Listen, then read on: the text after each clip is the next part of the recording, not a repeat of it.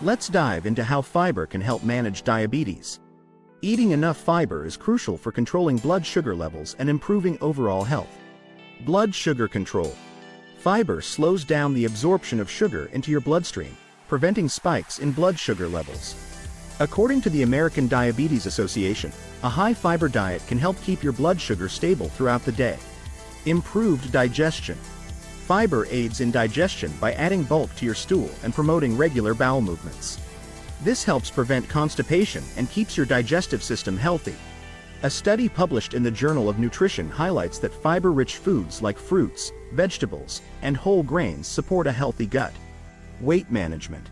Eating fiber-rich foods can help you feel full for longer, reducing the chances of overeating. This can be particularly beneficial for people with diabetes, as maintaining a healthy weight is essential for managing the condition. Harvard Health Publishing notes that high-fiber foods are typically low in calories, making them a great choice for weight control. Incorporating more fiber into your diet can be as simple as choosing whole fruits over juices, adding vegetables to your meals, and opting for whole grains instead of refined grains. Stay healthy and fiber up.